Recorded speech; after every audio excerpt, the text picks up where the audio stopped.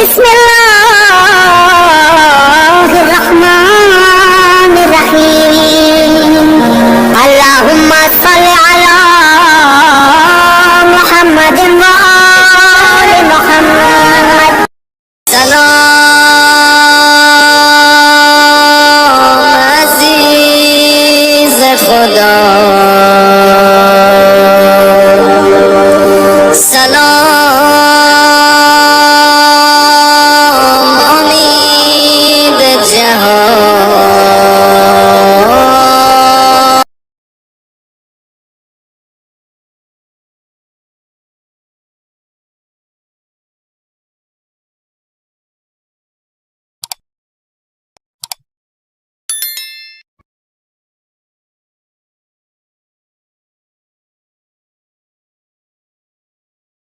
बिस्मिल्लाहिर्रहमानिर्रहीम।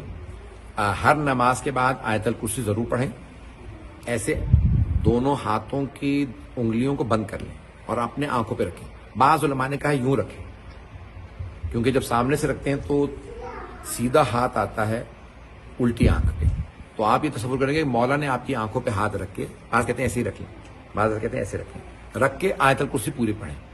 और आयतल कुर्सी जब खत्म कर लें तो कहें अल्लाहुम्मा सल्ली अला मुहम्मद व आले मुहम्मद, अल्लाहुम्मा जअल, यानी उसके बाद फिर ये दुआ मांगेंगे अल्लाहुम्मा हफ़िज़ हदक़तैया बिहक़्क़ि हदक़तै अली इब्न अबी तालिब अलैहिस्सलातु वस्सलाम, अल्लाहुम्मा सल्ली अला मुहम्मद व आले मुहम्मद। यानी आयतुल कुर्सी के बाद 2 दफ़ा सलावत पढ़ेंगे। सलावत के बीच में ये दुआ मांगेंगे कि परवरदिगारा मेरी दोनों आंखों की, अली इब्न अबी तालिब अलैहिस्सलातु वस्सलाम की 2 आंखों के सदक़े में हिफाजत फरमा। तो इंशाअल्लाह आंखें महफूज रहेंगी, आंखें कभी ज़ाया नहीं होंगी। इससे बसीरत भी मिलती है, यानी सिर्फ आंखों की बसारत नहीं आती, आंखें अच्छी नहीं रहती, बल्कि इंसान लोगों को सही पहचानने लगता। तो इसमें इंसान का ईमान मजबूत होता है। और वो हकीकी जैसे लोग हैं जो बात का धोखा दे जाते हैं, मुनाफिक होते हैं, तो इंसान की जो है आंखें फिर इंसान को पहचानती हैं, सिर्फ आंखें अच्छी नहीं रहती। तो ये बहुत अच्छी मुफीद दुआ है।